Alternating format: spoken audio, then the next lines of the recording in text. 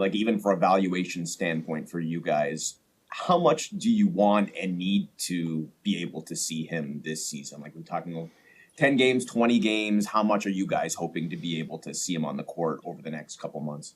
Yeah, there's not going to be necessarily a sort of quota of X, Y, or Z. I think we'll be strategic about it. We want first and foremost for him to be healthy, and I think that's sort of, we'll get to see over the course of the next couple of days and weeks sort of where he is in his recovery. But yes, obviously you want to see what he looks like, how he fits. But I don't think we're, at that point where I think we have 31 games left, so we'll have time. How important is it to see sort of those top 5, 6 guys together? I know we've had trouble getting the last 5 together, so it is. I think maybe to your point, Josh, we do know what his game looks like, but we do need to see what it fits with Quick and Grady and RJ and Scotty and Yak. But I think time will tell with those. How do you see the on-court fit playing out specifically between Brandon and Scotty? Yeah, two talented. Scotty wants to share ball. Brandon wants to score the ball. I think that sort of is a natural fit. Is sort of how you see with Scotty and RJ. Like I said, you can never have too many difference makers. I think high IQ players, great feel for the game, long, athletic. So, our kind of guy. They both sort of operate in similar areas. Mm-hmm. How do you see them fitting? You sort of touched on this, but offensively and sharing the court in a similar area. I think Brandon's space is more. I think Brandon is, probably a more accomplished shooter. I think Scotty's as we're watching him sort of develop his 3-ball. I think there's enough duos around the league that sort of, stylistically operate in the same space that I'm not too concerned about it. In terms of his contract situation, I know you're able to talk extension with him right away. Do you feel like you guys have a good sense already of his desire to be here, to play here? And do you feel like you have an idea of how much it's going to cost to keep him around? Yeah, Brandon wants to be here. I think this was a intentional sort of effort and decision by him, so we appreciate that. And yeah, obviously we've been able to talk to his agent and representatives over the past couple of, 24 hours or so, and so we're comfortable where we are. With RJ coming here, it felt like there was a lot that got unlocked about his game playing in Darko's system. Is there an extent to which you feel like the same will be true for Brandon, and in what ways do you feel like this team, Darko's offense, can get the most out of him?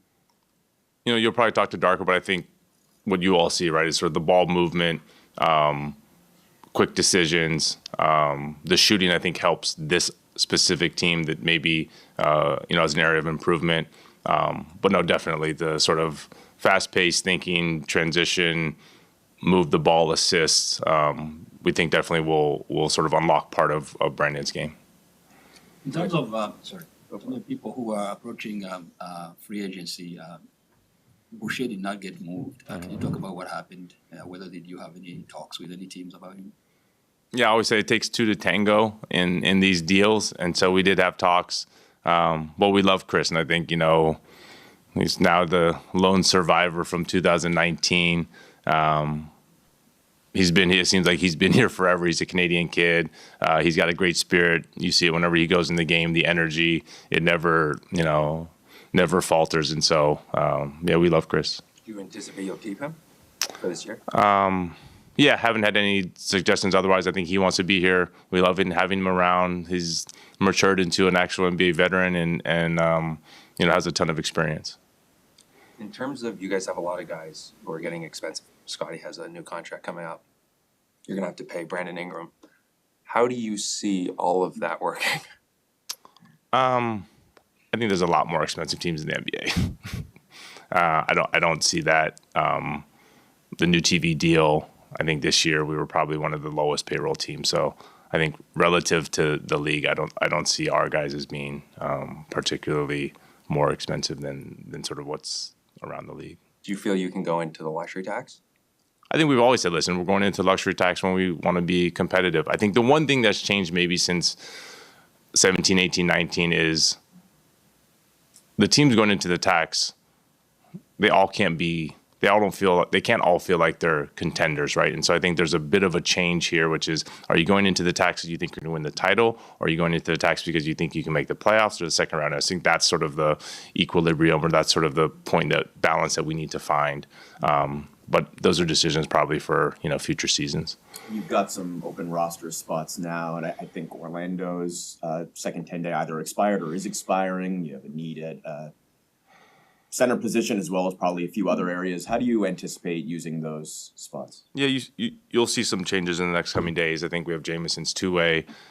His days are coming up. Orlando's 10-day. I think we're going to have 1, maybe 2 open roster spots. So yeah, positionally we'll need to, with Yak dealing with his injury and Kelly out, we'll probably have a big. But Orlando's been good, and I think, we'll continue to evaluate him. Can we go to an online question from Michael Grange? Go ahead, Michael. Online. Hey, Bobby. What's up, Sorry Mike? if someone's asked this. Just wondering, how far along you guys might be in terms of the general outline of an extension with Brandon.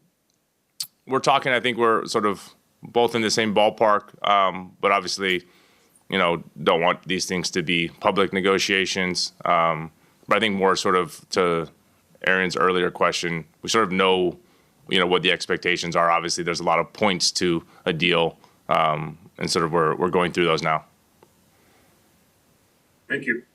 Eric, did you have a question? I saw your hand was up earlier.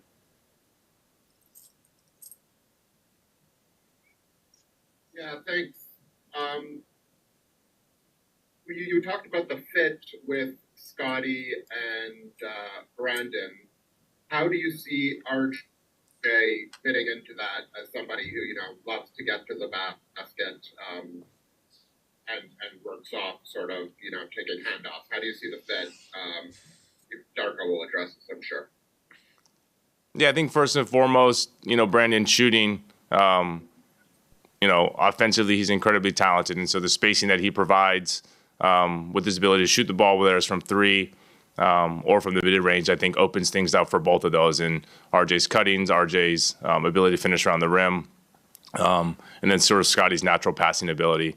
But at the same time, I think we need a lot of good players, and we need a lot of good difference makers. And so this just adds to that group. I think in trading Bruce and Kelly, you sort of take 2 guys who are coming off our bench and you turn them into a starter. It allows for a bit more flexibility on that starting lineup. Obviously, you can play a little bigger with Brandon, Scotty, and Yak together. So I think it's more options as opposed to how does that specific lineup fit. But Darko will obviously have more on that. Grange, do you have another one, or is your hand just still up? I did raise my hand Oh, that's good. again. Sorry about this. When you guys were doing your background on Brandon, the injuries seem to keep popping up pretty consistently. Was there something, or have you made yourself comfortable that that's not going to be a trend that continues going forward? Well, I think a bit of it too helps with the trade and the ability to sort of get him for the cost, and so I think maybe that's baked into it. But I think we feel like we'll be able to get the best out of him. From afar, obviously, you never know for sure. We did have the benefit of having Mr. Stackhouse here, who's close to him. So there's enough people around Brandon that you're sort of able to get a picture of his love for the game of basketball. Obviously, you don't get to that level of skill without an immense amount of hard work and sort of skill development. And so we're always going to bet on those types of characteristics. Thank you. Thank you. Any other questions in the room? Yeah, now 4 straight years that this team has traded a first-round pick for a pending free agent, and not always necessarily an expected move over the course. Obviously, circumstances have been different every year, but what does that say about this front office's mindset? I think we like bringing people in here. I think we like bringing in players first to get a feel for them. I think it's tough when you go to free agency and you may not sort of intimately know the player or know his habits. And so with Jakob, obviously we knew him before, but bringing in players, getting a feel for them, and then re-signing them for us is better background, better due diligence. The other 2 trades you made, do you know what your plans are with PJ? And can you walk us through the Wiseman deal at all? Yeah, so the Wiseman deal, I think we were able to use some more flexibility to pick up some financial considerations is always helpful around the draft. I think last year we were able to buy in and get Ulrich, and so it's always nice to have that on hand. And then with PJ, I think people followed his sort of where he's been, spoke to his reps yesterday. If we can find him a home, by all means, but do not anticipate PJ coming up here. Have you, you guys have seen, some part of the college basketball season so far this year. What are your thoughts on this year's draft class? I think it's strong. You guys know I can't speak sort of specific to any of the players. Scouting these players for a number of years, I think we had identified this year's draft as particularly strong at the top, but also throughout. And so for us, it's, that's the mission number one now is let's go out and travel the world and figure out which of these guys. Takes me back a little bit to the Tampa year when you start to identify Scotty around this time and sort of, how many difference makers do you feel like are in the draft? But no, we feel confident and obviously the lottery balls and lottery gods will determine where we end up. But that's our job to find the players. We'll do the last one from Eric, whose hand is up again, and then we'll. Thank you. You said you talked to Jerry. Just in general, I know you'll learn more about him, but what do you know about Brandon off the court in terms of what he wants and what type of person he is? Yeah, quiet kid. I don't think, well-spoken, hard worker, loves basketball, sort of grew up, I think maybe what he would describe or maybe what most people would think of as sort of in the country in North Carolina. Incredible pedigree going to Duke, as people know, number 2 pick. So I think the basketball has and will always be first for Brandon. I think, the skill, the length, the physical attributes contribute to that. But the basketball work ethic has to be there. And so that's the biggest thing and biggest plus for Brandon. Great. Thank you. Thanks, everybody. Thanks, Bobby. Thank you, Bobby. Thanks, Bobby. Thanks, everyone. What was that phone call? I know, let's see. Don't forget, the camera's still Cat. on. I won't say Happy who. another It's Uh-oh. from. No more trades. You guys are planning for the offseason. Draft. Uh-oh. Thanks again for coming back, everybody. We really appreciate it. Thanks, And Jake. if Chef Ryan walks by, it's in Berkman. The chef walks by. Oh, sure. That draft answer was Thank you. his most thankful response. Comparing it to the Tampa Do we season. have a, oh my God.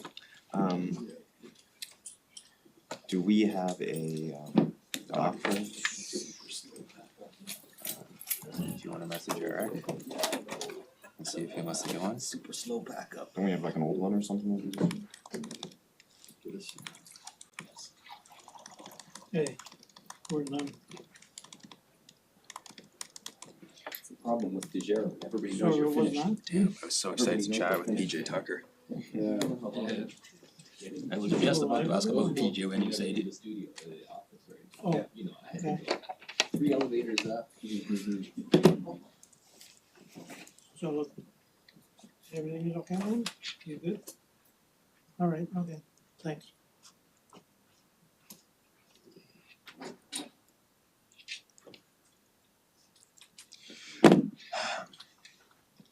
You want me to ask about court still, Josh? Yeah, JQ was saying that RJ is out there, so it didn't sound likely, but if for whatever reason he's done and we're able to use it, that would be great. Oh. Actually. No code.